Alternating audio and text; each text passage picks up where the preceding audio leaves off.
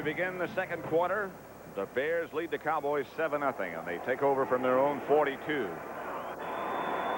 2nd and 8 it is. Neal Anderson and Dennis Gentry. That's Anderson moving, and Flutie backpedaling.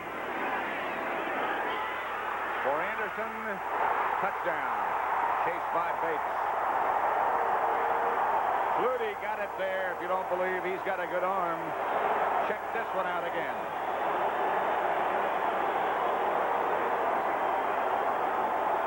Those are two guys that are going to loom big in this Bear offense.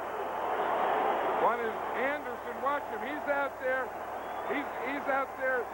Starts in motion. Now he's just going to run straight up the field, right past Bill Bates. He has great speed, much faster than Bates, as you can see, and Flutie hit it right out there in front of him. And watch Flutie.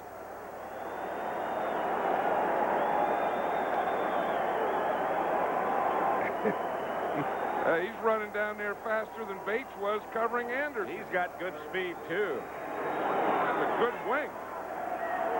Butler for the extra point with Fuller holding to make it 14-6.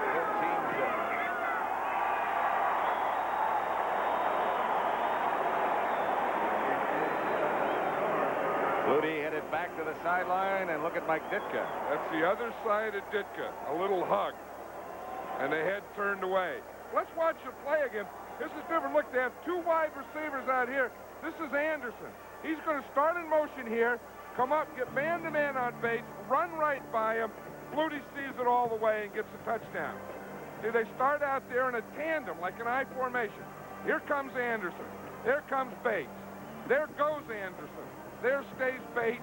There's the football. Whoa!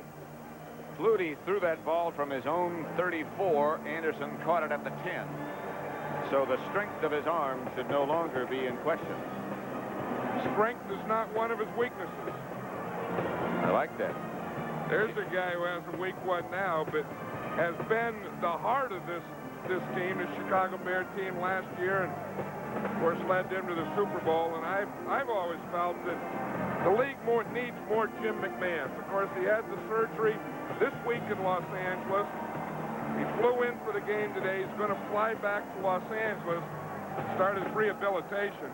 That surgery, John, much more serious, I think, than even he thought or anyone thought. There are more things wrong in there than they knew about. Well, they said that they had to tighten it up. They had to tighten up the joint, and he won't be able to really throw for 6 months. Now, of course, we hope to hear from him personally at halftime. We have word that he may come up here in the booth right at halftime. And we'll have some food here for him. He can eat a little, and we'll see what he has to say. He needs a one-arm sandwich. And Neal Anderson, who just scored the touchdown on the kickoff team, and one of the very best, if not the, on special teams. He just scored his first NFL touchdown. This is Robert Levette at the 4. Not much room. Sean Gale made the stop, but penalty markers are down back at midfield.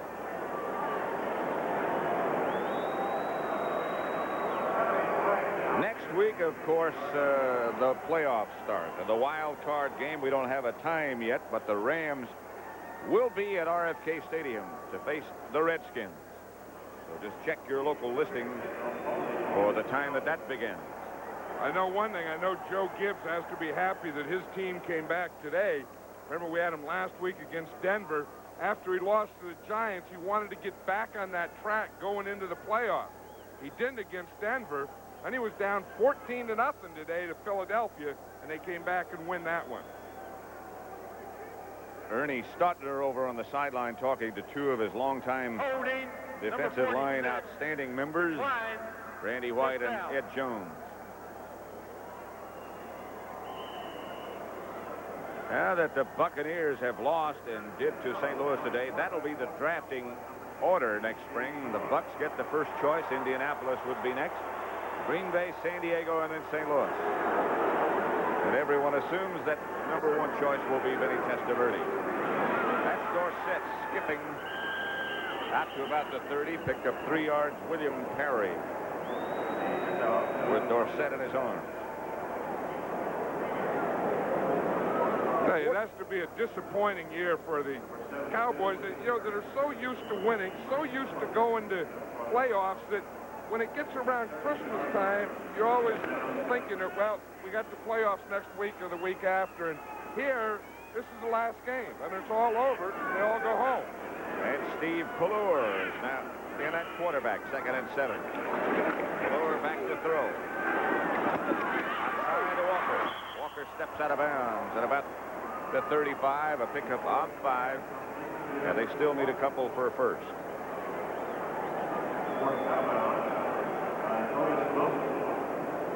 There's Mike Singletary. He's the middle linebacker of this Bear defense, and he's also, the team captain. I mean, he's the guy that makes the play. See him? He looks, he calls, he adjusts. After he gets the adjustment, he looks, what else I got here? Look forward. There they go out there. That's how a middle linebacker reads. He has to do all that talking before the thing. Then he reads, then he runs. I would say he looked ready. On 3rd down. Pelluer back to throw, has time, batted away by Richard Dent. Incomplete, and the Cowboys again will have to punt. I think this is the thing that Tom Landry did have planned. Reggie Collier was going to start. We can see he's talking there to Danny White. Then he was going to bring in Steve Pelluer. Then he'll probably bring Collier back and Pelluer. He wanted to divide this game between those two quarterbacks. Saxon back to punt to Lou Barnes.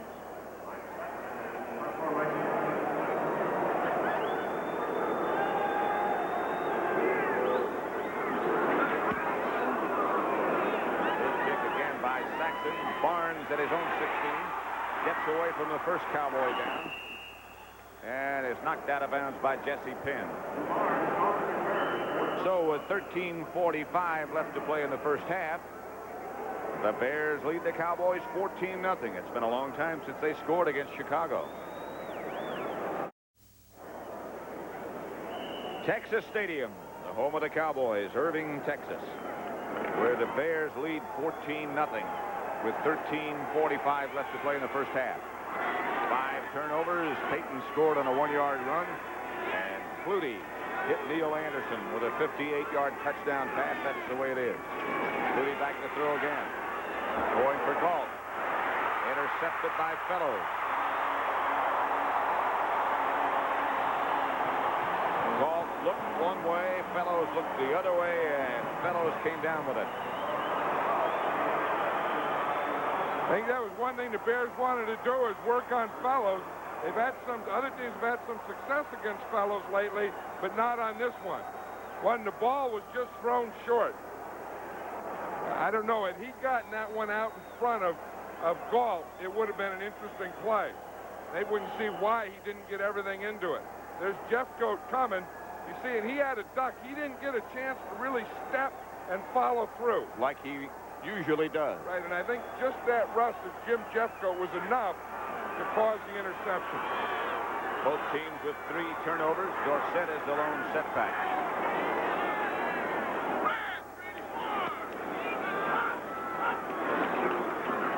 Pelluer outside to Renfro. Complete.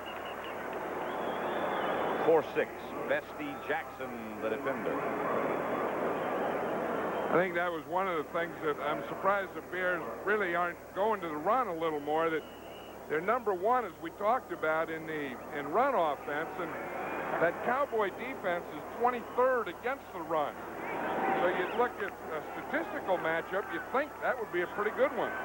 2nd and 4. Walker back in now, in front of Dorsett, and now they shift to split backs.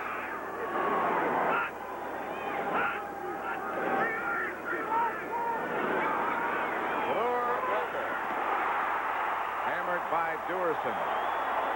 Duerson had a chance to really unload on Herschel Walker, but didn't. Yeah, I think Otis Wilson was supposed to be on a man-to-man, and he got caught up with a wide receiver. Watching the left-hand side of the screen, you don't see it there. He goes out of there. See, Wilson is behind him. There's Duerson in front of him, and all Duerson wanted to do is you said, he just pulled up. All he wanted to do is knock him out of bounds. At the 40, after a gain of 17, 1st and 10 Cowboys. Renfro split wide to the right. Set in motion as Pelluer goes back to throw under pressure and has to just get rid of it. Cosby, I believe, was the intended receiver. He was well covered, and Pelluer, under pressure from Dent, just had to unload. Crawford Kerr was going at it with Mike Singletary there. The ball was in the air, and Kerr was blocking Singletary. I think it was supposed to be some kind of screen pass in the middle. That's where he was looking. I think he had Walker. I think he had Herschel Walker in there because the middle of the line went downfield, and he just threw it over him. Walker splits out wide to the right this time. Otis Wilson comes out with him. Thrower back to throw. Pass is picked off by Bestie Jackson. Intended for Mike Sherrard. The fans really jump on Pelluer. That's the Dallas Cowboys' 4th turnover. Watch Bestie Jackson here. He gets a hand here. Now watch him get the jump. He's staying underneath him. So he rides him up, then he rides him to the inside and rides him right into the interception. It was Tony Hill, the intended receiver.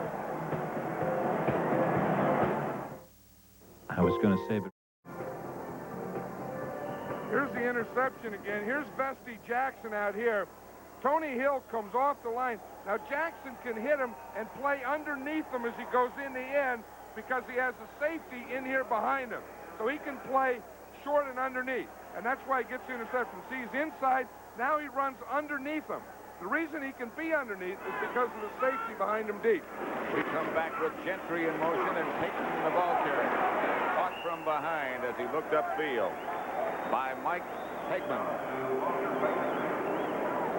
Well, that makes them close to even now. They've had 10 rushes and 11 passes, and you would think that eventually they're going to run the ball more than pass it.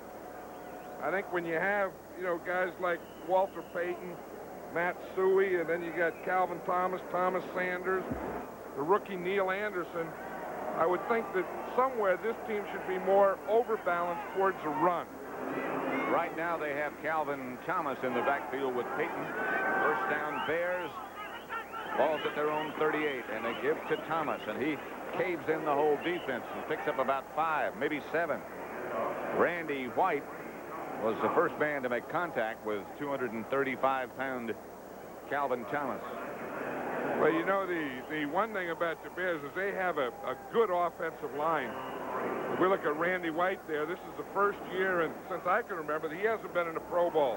8 straight times he was in. In fact, the Dallas Cowboys this year didn't have one player voted to the Pro Bowl. And that's the first. I think it's the first in their history. That's right. Even back in 1960, they had one man, Jim Doran.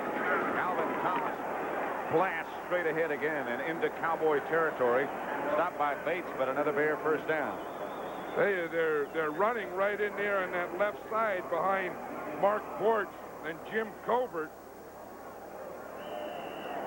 Final scores: Cincinnati all over the Jets, 52-21.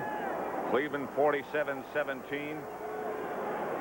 St. Louis beat the Buccaneers. Houston over Buffalo. Kansas City in the playoffs for the first time in 16 years with that victory. Minnesota beat New Orleans. Flutie to Payton.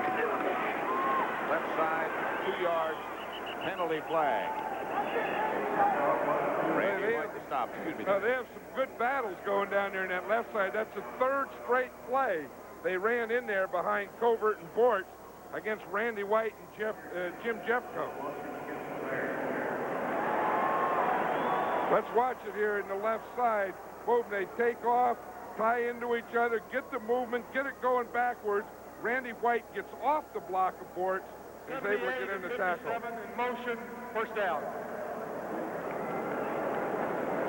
That was the other side. Now, that shouldn't happen. They're running to the left, and that was the right guard, Tom Thayer, and the right tackle, Keith Van Horn. See, now they're running to the left. Now, watch the guys up on top. See Van Horn move a little there? Ah, that wasn't bad, though. What the heck? Well, I don't know about that. Ah, that's picky. I mean, the guy could just be straightening out his pants or something. To do that, that was just a little wiggle. Still motion. Oh, but I mean, you're that big and you get a little wiggle like that, that doesn't even count. That could be a flinch. Look at the way Hilgenberg holds the ball when he snaps it. It has to be one-handed because his left hand is broken. Flutie upset about something, saying, come on.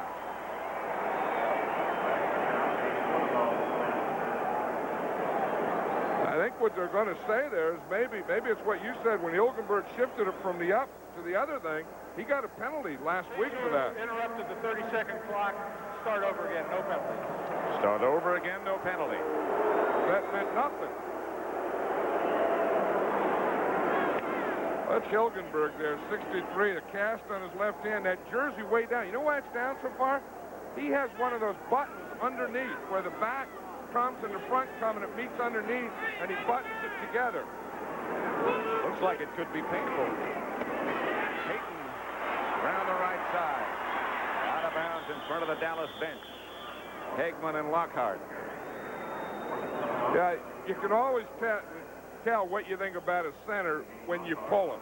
Very few teams pull their center. See, Hilgenberg snapped the ball one-handed, broken hand. He can't hold with the left hand, you know that. So he has to do all his holding with the right hand. So he gets the push and the hold with the right hand, protecting the broken left hand. But Mike Webster of Pittsburgh is one of those other centers that will pull on occasion. Well, they got to be quick, obviously. Second down and 11. Anderson on the move. Flutie gets it out to Anderson. He skipped away from one Cowboy, and Neal Anderson hurdles into Cowboy territory, tripped up by Mike Hegman. He leaves some bodies along the way. And he's going to, in a career, going to leave a lot of bodies along the way. I think that's one of the things that people have missed, and even Mike Ditka said it. He said all the talk about Jim McMahon being injured and will he play or not play, Doug Flutie being signed, will he play or not play, Steve Fuller, Mike Tomczak, the whole quarterback thing.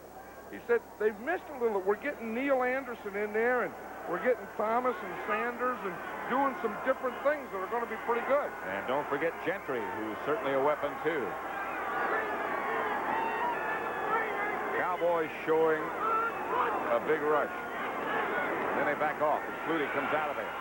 Flag down. Flutie on the scramble. Hit down by Bates for a loss of perhaps 2 or 3, the third sack of the day by the Dallas defense, but a flag down at the beginning of the play.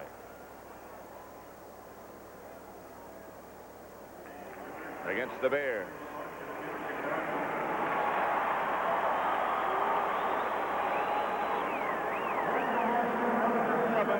Decline, fourth down.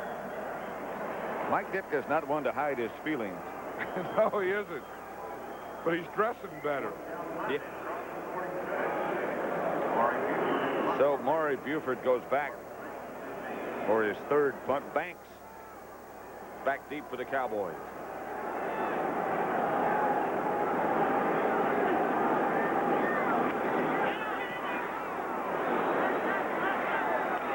Fair catch at the 15.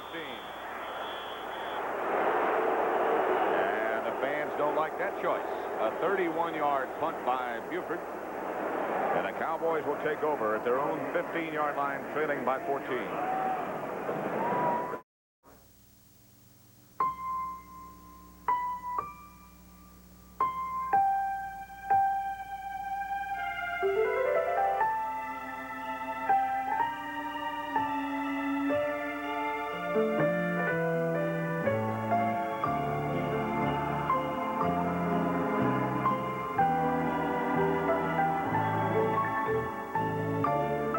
Christmas from the people at Miller High Life.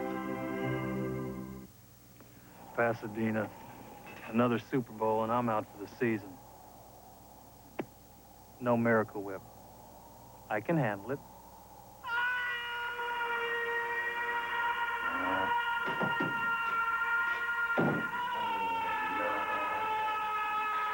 A sandwich? Even McMahon's isn't a sandwich without the tangy zip of Miracle Whip salad dressing. Whoa, things are looking up. The Bears 14, Dallas nothing. Pat Summerall, John Madden on Christmas Day. CBS Sports presents a full lineup. 12 Eastern. It starts with the Chicago Bulls. Michael Jordan against Patrick Ewing and the New York Knicks. Then at 2:30 Eastern Time, the John Hancock Sun Bowl. Washington against Alabama. Crimson Tide's 39th bowl appearance. You know that Alabama, Ray Perkins, the head coach back there, this could be his last game at Alabama. There's a rumor that he's going to be the new head coach at Tampa Bay next year. They all deny it. Well, you have to deny it before you go to a bowl game.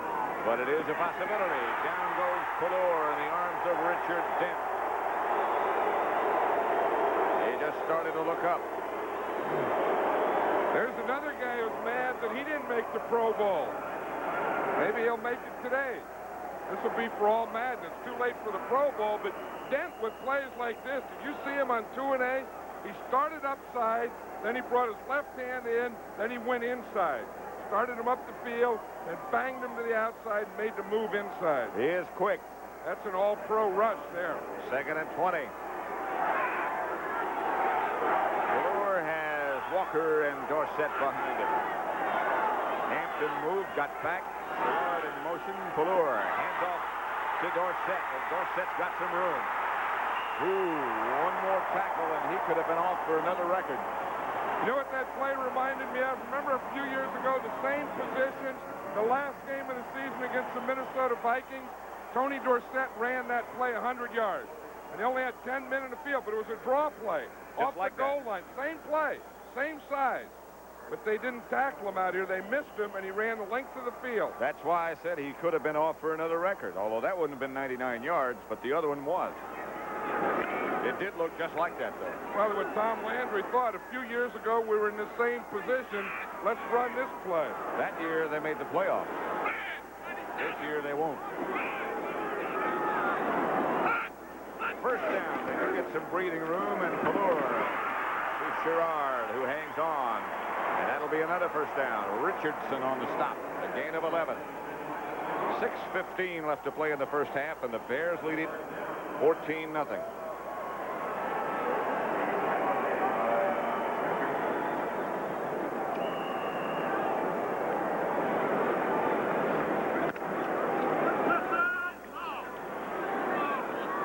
Cowboys will start from their own 37-yard line. 1st and 10. Walker. Left side, a yard. William Perry in the middle of the pile. Well, and Dan Hampton was right there, too. Sometimes they move Hampton over the center, which they did on that play. Now, that really gives you a load in that middle.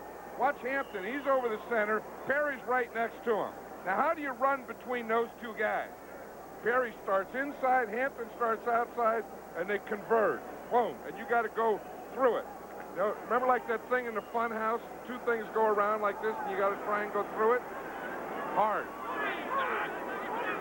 That doesn't sound like a fun house. Hampton back in there again over the middle. Pelluer ducks or tries to duck away, does finally get away. Runs away from Perry and scrambles out of bounds in front of the Cowboy bench. After all that dancing, a gain of 3. Watch out, this is going to be a stunt here in the middle. See, Perry's coming inside. Hampton is going outside. Hampton has him. Pelluer escapes him, gets to the outside.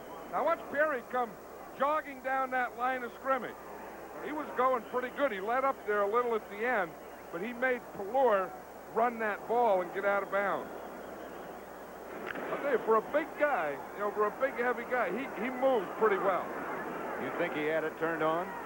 No, he had it turned up about halfway is all, not turned on all the way.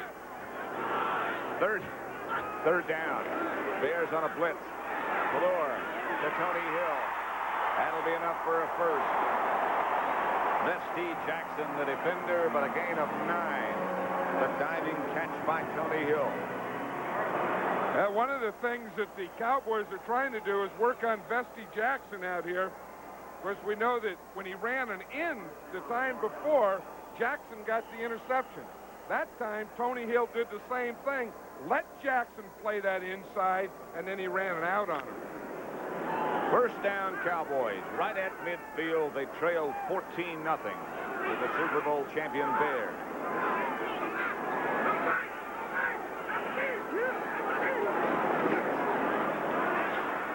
Pelluer back to the other side. At Herschel Walker, he's up and rolling.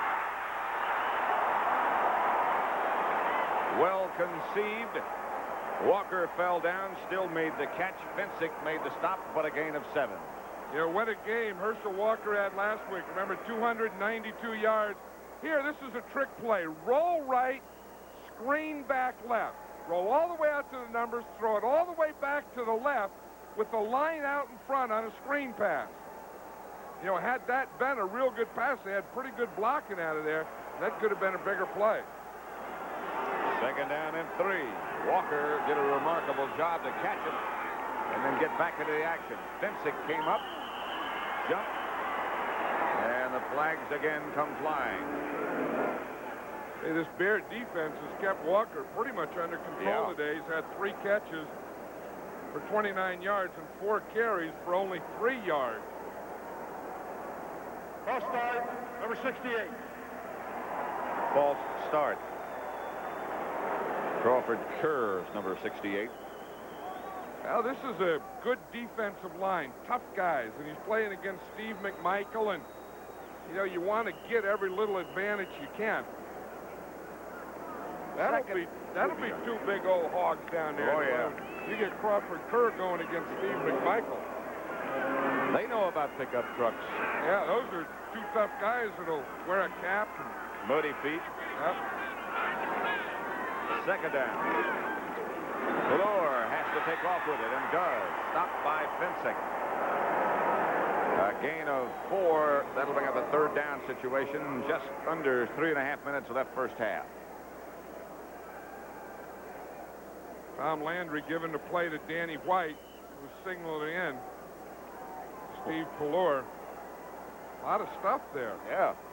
One of them was like he was eating. You see the one that goes to the mouth. Thought he was taking some kind of tablet. Yeah. But see, they have to include the formation and any motion and the play and the pass pattern. I would think all that stuff has to be a pass play. That certainly looks like it. With Renfro in the game, they are in a shotgun.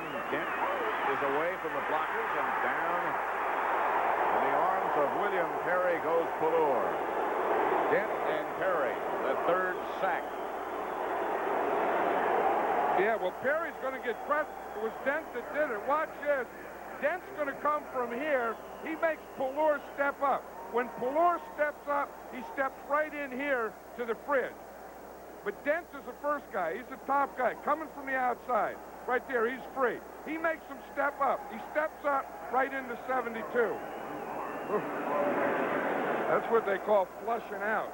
Dent flushed him out, and Perry picked up what was left. Right into the refrigerator. Lou Barnes back deep for the Bears. Saxon to punt. Good high kick to Barnes. He'll field it at his own 9. And there quickly, Jesse Penn and Johnny Holloway down to knock him out of bounds. William Perry. Wonder what size that jersey is. 72? Well, it's industrial strength. And, you know, being a big guy, what happens to you, Pat? You get that industrial strength material in there, and it tends to shrink up on you when they wash it. Yeah.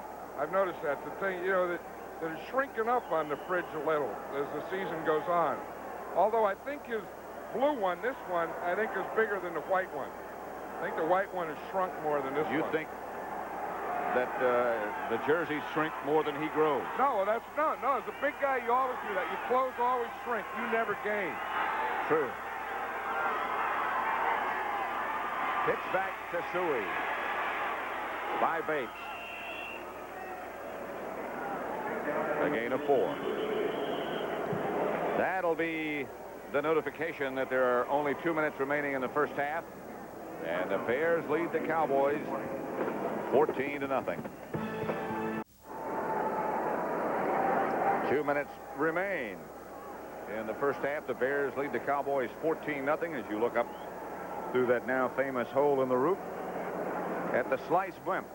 And don't forget, coming up at halftime, Brent and Irv with scores and highlights from around the league. And the playoff picture is somewhat clearer now.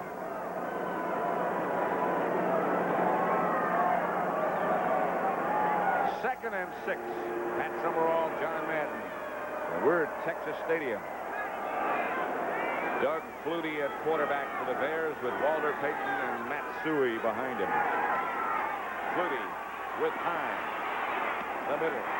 Moorhead.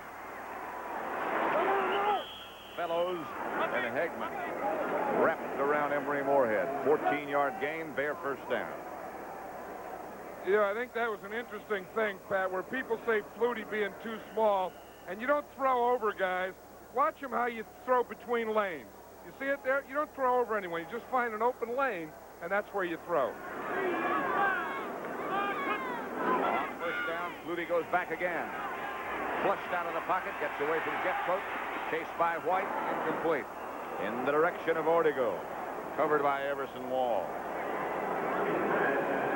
I think that's the thing. You know, people are saying that he's too short, he can't see over. No quarterback show over.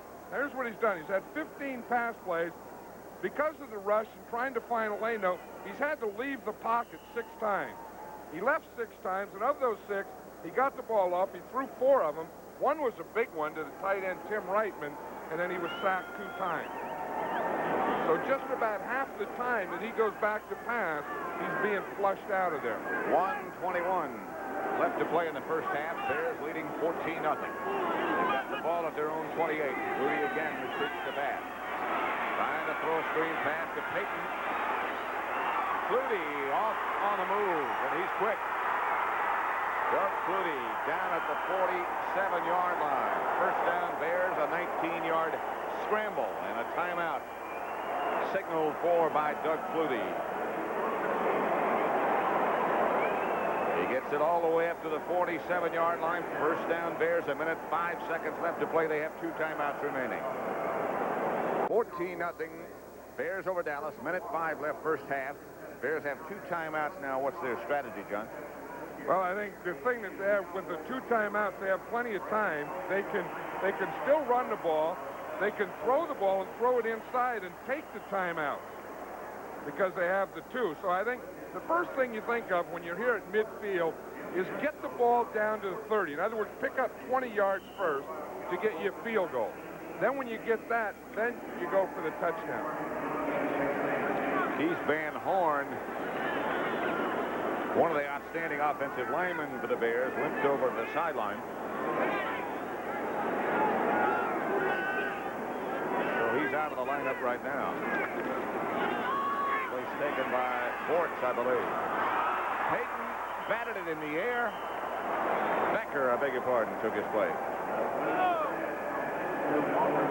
Payton batted it up and came down with it after a gain of 5. Van Horn back in the game now. The Bears are going without a huddle here. The Cowboys had about 20 guys on the field. They just got them off. They're down to 11. Now Flutie comes out of the pocket again. Fires upfield, incomplete, and the flag goes down. Vince Albritton hammered Flutie. Albritton really teed off on Flutie, and that's going to be a 15-yard penalty. Watch him here. Flutie's corner there. He throws the ball sidearm. Albritton tees off on him. The referee, Freddie Wyatt, was right on top of that. Threw the flag. Personal foul, roughing the passer, hit to the head. 26. And again, the reason is, once the quarterback starts out like that, he's a runner. But what the referee called was the hit to the head. In other words, he throws the ball, and he called him for the hit to the head, not the late hit.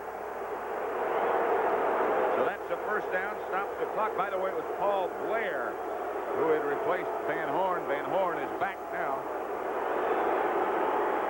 Flutie is okay, back in the huddle, calling the play. Moorhead comes out.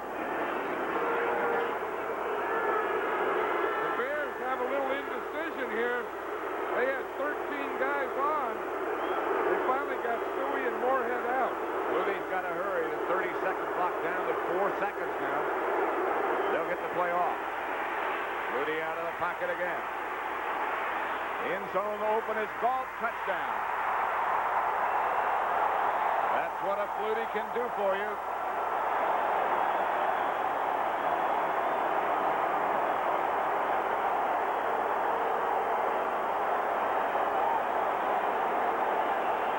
He can buy that time. Well, that's a good combination. A quarterback who can buy a time and the speed of Willie Gault. The Bears lead at 20-0. Remember, last year here was 44-0 Bears, and now it's going to be, if Butler's good, 21-0.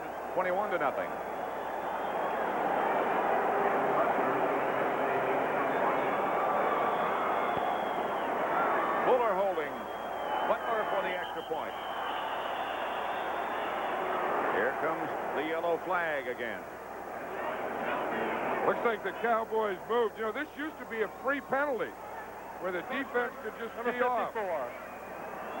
Now it's not anymore. It goes on to the kickoff.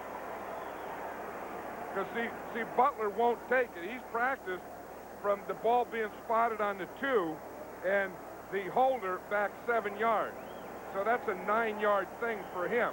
A 9 and then the 10, a 19-yard. So he doesn't want that penalty, doesn't want half the distance.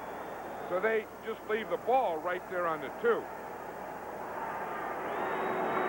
And they'll get the penalty on the kickoff. Butler for the extra point to make it 21-0.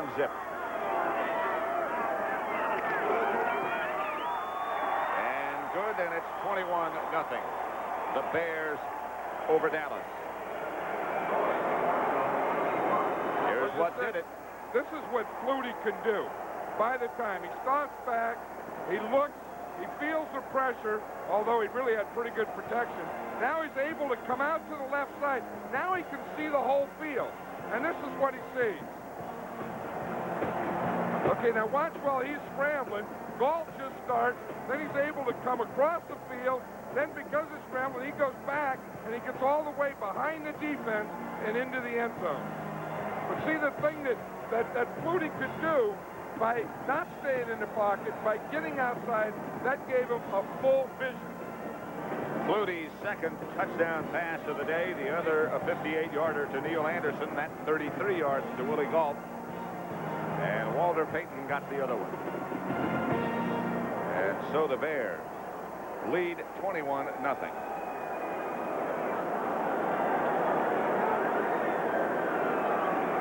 They'll get a week off, and then they'll play a playoff game in 2 weeks at Soldier Field. And I'll tell you, those teams that start talking about the Giants this and the Giants that, you better not count this team out. The Bears or the 49ers. But next week we'll be at RFK. And don't count the Redskins out or the Rams, whom they'll face. And that's where John Madden and I will be next week. Butler to kick off. What happened to the penalty? He's still at the 35. They forgot. Butler's kick is a good one to Lavette at the 3. To the 26, maybe. And again. Kemper square. Cowboy offensive unit comes on the field. Steve Diassi involved with somebody. Well, you know, you always get your most emotional players on the special teams.